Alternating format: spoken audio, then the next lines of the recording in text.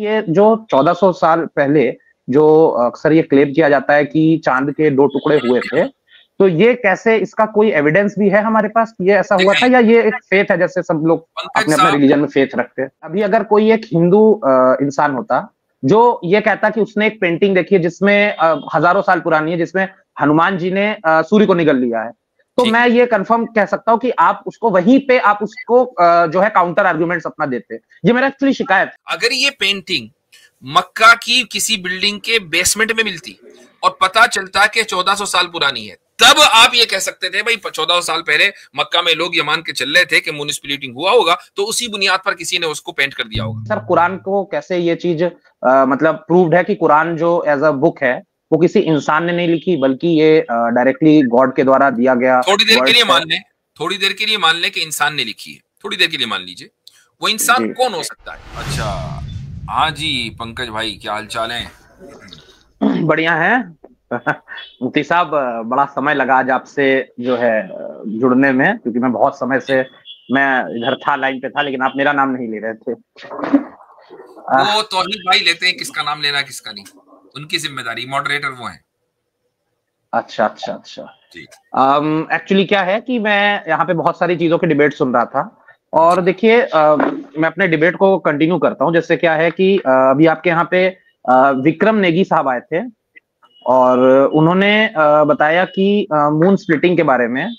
उन्होंने बताया कि उन्होंने चाइना में पेंटिंग देखी है, और वो पेंटिंग लगभग उनके उनका जो अपना कैलकुलेशन है, उनका जो अपना रिसर्च है, उसके हिसाब से वो 1400 साल पुरानी है। मेरा देखिए सवाल ये है कि जब हम लोग, मैंने सब में देखा है, ये सिर्फ एक बात नहीं है, जब किसी के रिलीजियस बिलीफ के ऊपर कोई भी एक फेवर में कोई भी अगर आर्गुमेंट दिया जाता है, वो बड़ी जल्दी उसे एक्सेप्ट कर लेता है, मतलब उसको कभी क्रॉस वेरीफाई नहीं करता। एग्जाम्पल के तौर पे आपने पूछा कि ये उनको कैसे पता चला कि ये 1400 साल पुराना ही पेंटिंग है, तो इसका जवाब उन्होंने दिया कि एक तो कागज काफी पुराना है, और आपने जब इसमें एक और क्वेश्चन पूछा कि ये कैसे पता चला कि पुराने कागज में किसी ने पेंटिंग बना नहीं दिया, तो उन्होंने बताया उस समय में, रेनेसांस से पहले तक के समय में, एग और कोल से जो है ये पेंटिंग्स बनाई जाती थी। तो मेरा देखिए इसमें सवाल ये है कि ये कोई मतलब बहुत बड़ा रिसर्च तो नहीं है, मतलब बहुत इसको बहुत क्रेडिबल रिसर्च तो नहीं माना जा सकता, क्योंकि एग और कोल के प्रयोग भले ही पहले होता था, इसका ये मतलब नहीं कि आज नहीं हो सकता। तो मेरा क्वेश्चन इसी पे है कि ये जो 1400 साल पहले जो अक्सर ये क्लेम किया जाता है कि चांद के 2 टुकड़े हुए थे, तो ये कैसे, इसका कोई एविडेंस भी है हमारे पास कि ये ऐसा हुआ था, या ये एक फेथ है जैसे सब लोग अपने अपने रिलीजन में फेथ रखते हैं? जी जी जी जी। जो साहब आए थे उनका नाम दोबारा बताएं, क्या नाम था उनका? उनका नाम जितना मैंने सुना था विक्रम नेगी। विक्रम साहब। जी जी जी। विक्रम साहब जो आए थे, उन्होंने एक इंफॉर्मेशन हमें दी। उन्होंने हमारे सामने आर्ग्यूमेंट नहीं रखा, आर्ग्यूमेंट की इंफॉर्मेशन दी है, ठीक है? जी जी। हमने उनसे कहा कि भाई बहुत अच्छा, माशाल्लाह, जबरदस्त। अब इसका मतलब ये नहीं है कि अब हम दुनिया भर में डिबेट करते फिरेंगे और कहेंगे जी विक्रम साहब मेरी स्ट्रीम पर आए थे, उन्होंने ये इंफॉर्मेशन दी है, ये कोई आर्ग्यूमेंट नहीं है।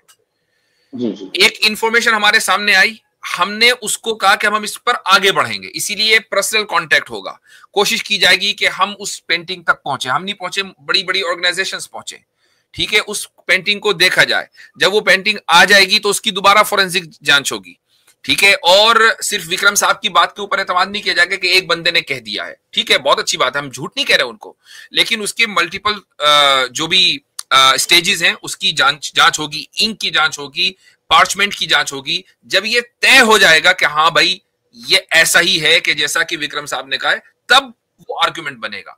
अभी तो सिर्फ उन्होंने अपना एक पर्सनल एक्सपीरियंस शेयर किया है। अच्छा हजरत, इसके अंदर ये चीज भी ऐड करना जरूरी है कि इस तरह के जो एविडेंसेस हैं या क्लेम हैं, ये हमारे लिए कोई मेन सोर्स नहीं है, these are our secondary sources. ये सेकेंडरी सोर्सेज हैं। यानी आपको क्या लगता है कि विक्रम भाई के आने से पहले हम इसको नहीं मान रहे थे? नहीं सर, ये तो मुझे पता है कि आप मान रहे थे। मेरा क्वेश्चन ये भी मान के चले, विक्रम भाई अगर गलत भी हो गए तब भी मानते रहेंगे, इसका मतलब ये हुआ कि ये प्राइमरी सोर्स नहीं है। यही तो सर मेरा एक्चुअली क्वेश्चन ही यहां से शुरू हुआ था कि इस चीज का एक्चुअली प्रूफ क्या, एविडेंस क्या है कि ऐसे चांद के 2 टुकड़े हुए थे।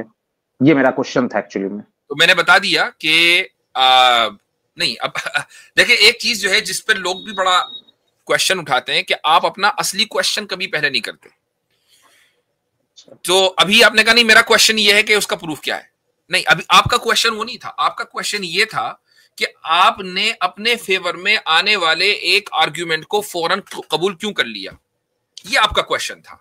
हमने उसका जवाब दिया कि हमने कबूल नहीं किया, हमने एक आदमी की इंफॉर्मेशन को लिया है, उसको आगे रिले करेंगे, देखेंगे कि उसके ऊपर कितनी वो मजीद जांच हो सकती है। That is the answer to your question. अब आप कहेंगे नहीं, मेरा असल क्वेश्चन ये है कि आपका फिर एविडेंस क्या है। अब दूसरा क्वेश्चन है ये सर, एक्चुअली मैं कहूँ मेरा ये विक्रम साहब की तहकीक से कोई ताल्लुक नहीं है। एक्चुअली सर मैं ये बताऊं, मेरा क्वेश्चन पहले यही था, मैंने ये शिकायत प्रस्तुत की, ज्यादातर जो रिलीजियस लोगों में मैं देखता हूं, मैंने वो शिकायत दी कि एक शिकायत मैंने देखी है। जैसे आपका कहना था कि आपने इसको एविडेंस के तौर पे नहीं माना, अभी आप इस पे फर्दर रिसर्च करेंगे। मेरा ये कहना है कि अभी अगर कोई एक हिंदू इंसान होता जो ये कहता कि उसने एक पेंटिंग देखी है जिसमें हजारों साल पुरानी है, जिसमें हनुमान जी ने सूर्य को निगल लिया है, तो मैं ये कंफर्म कह सकता हूं कि आप उसको वहीं पे आप उसको जो है काउंटर आर्गुमेंट्स अपना देते। ये मेरा एक्चुअली शिकायत है, ये मेरा भी कोई सवाल नहीं है। तो मेरा बस ये शिकायत है कि आप काउंटर आर्गुमेंट यहाँ पे नहीं देकर के आपने कहा कि चलिए हम आगे, आप मतलब जो जैसे किसी और रिलीजन और इस हाइपोथेटिकल सिनेरियो को अभी करता हूं डिकम्पोज वो इस तरीके से। जी जी, इमेजिन करें कि वो पेंटिंग इंडिया में किसी राजे महाराजे के बेसमेंट से निकली और वो हजारों साल पुरानी है, ठीक है, और उसमें दिखाया गया कि हनुमान ने सूरज को निगला हुआ है। तो आपको क्या लगता है कि हजारों साल पहले इंडिया में, भारत में लोग इस अकीदे के कायल नहीं थे? क्या ये नहीं मानते थे? क्या उनके रिलीजियस स्क्रिप्चर्स में ये नहीं लिखा हुआ था कि हनुमान ने सूर्य को निगल लिया? नहीं लिखा हुआ था, काफी समय से लिखा हुआ। ठीक, जी जी। क्या ये पॉसिबिलिटी नहीं है कि हजारों साल पहले ही एक शख्स ने, एक आर्टिस्ट ने उस रिलीजियस बिलीफ को पेंटिंग के ऊपर दर्शा दिया हो? पॉसिबल है कि नहीं? हो सकता है। तो उससे ये साबित कैसे हुआ कि जी वो आदमी हनुमान को सूरज निकलते हुए देख रहा था? सर एक्चुअली मैं अपने मेन सवाल से सर नहीं रुक जाइए, अभी तक यहाँ पहुंचे। अब मैं आपको चाइना लेके चलता हूं। 1400 साल पहले की अगर ये साबित हो जाए कि ये पेंटिंग 1400 साल पुरानी है, अगर ये साबित हो जाए कि ये इंक 1400 साल पुरानी है, तो उस वक्त 1400 साल पहले चीन में इस्लाम नहीं पहुंचा था। वो सिर्फ एक महदूद इलाके में था, मिडिल ईस्ट के। मिडिल ईस्ट में भी हर जगह नहीं फैला था। अब तसव्वुर करें कि मान लीजिए कोई एक आदमी ट्रेवल करता करता भटकता हुआ चीन पहुंच गया और उसने कहा कि जी वहां तो सब लोग ये मान रहे हैं कि मून स्प्लिट हो गया। तो पेंटिंग्स के जो हर एक आदमी नहीं करता था, उसके एक्सपर्ट होते थे, वो बाकायदा वो गवर्नमेंट रिकॉर्ड होता था। क्या महज एक लेकिन मेरी एक रिक्वेस्ट है कि हम मेन टॉपिक पे आ जाए। मेन टॉपिक मैं अपनी बात मुकम्मल कर लूं। मेन टॉपिक वो मून स्प्लिटिंग का है, उसका आप मुझे एविडेंस दीजिएगा सर, ठीक है, क्योंकि बाद में टाइम ओवर हो जाएगा। सर ये मेरा एक थोड़ा सा है, उसी को मैं बता रहा हूं कि कोई भी आदमी सुनी सुनाई बात पर चीन में बैठकर मून स्प्लिटिंग की पेंटिंग नहीं करेगा, इल्ला ये कि उसका ऑब्जर्वेशन चीन में बैठकर हो। हाँ, अगर ये पेंटिंग मक्का की किसी बिल्डिंग के बेसमेंट में मिलती और पता चलता कि 1400 साल पुरानी है, तब आप ये कह सकते थे भाई 1400 साल पहले मक्का में लोग ये मान के चल रहे थे कि मून स्प्लिटिंग हुआ होगा, तो उसी बुनियाद पर किसी ने उसको पेंट कर दिया होगा। तो दोनों में जो आपने एनालॉजी दी है ये गलत है। अब आ जाए मून स्प्लिटिंग के ऊपर कि हमारा जो प्राइमरी सोर्स है वो क्या, प्राइमरी एविडेंस क्या है। ये इस पर डिपेंड करता है कि आप एविडेंस को डिफाइन कैसे करते हैं। अगर आपके नजदीक एविडेंस सिर्फ यही है कि किसी ने देखा होगा, किसी ने सुना होगा, तो फिर ये हमारे नजदीक प्राइमरी एविडेंस नहीं, ये सेकेंडरी एविडेंस है। हमारे नजदीक प्राइमरी एविडेंस है कुरान। अगर आप ये कहते हैं कि नहीं कुरान तो प्रिजर्व नहीं है, तो फिर बात होगी कुरान के प्रिजर्वेशन पर।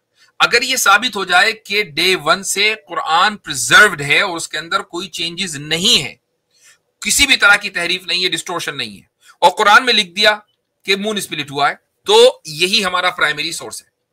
हाँ, अगर आपको इस पर ऑब्जेक्शन है तो फिर कुरान के प्रिजर्वेशन पे आप सवाल उठाएंगे। तो सर मेरा क्वेश्चन तो फिर वही है, जैसे आपने कहा कि मून स्प्लिटिंग का मेन आपका जो एविडेंस है वो कुरान के ऊपर बेस्ड है, क्योंकि कुरान में लिखा हुआ है। तो फिर मेरा सवाल होगा कि सर कुरान को कैसे ये चीज मतलब प्रूव्ड है कि कुरान जो एज अ बुक है वो किसी इंसान ने नहीं लिखी, बल्कि ये डायरेक्टली गॉड के द्वारा दिया गया। थोड़ी देर के लिए मान लें कि इंसान ने लिखी है, थोड़ी देर के लिए मान लीजिए, वो इंसान कौन हो सकता है? वो इंसान कोई भी इंसान हो सकता है जिसके पास अपना नॉर्मल बुद्धि हो। हिस्ट्री में वो इंसान के जो कुरान लिख सकता है, हिस्ट्री में अगर आप पीछे चले जाएं, उसके लिए मोस्ट सूटेबल नाम कौन सा है?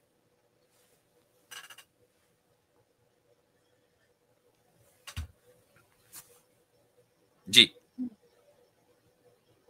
पंकज भाई इतनी देर क्यों लग रही है?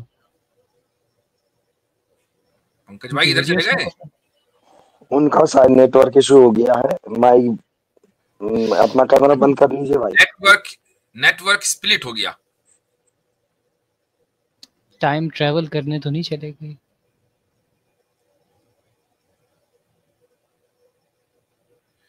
चले जी, बात यहाँ अधूरी रह गई।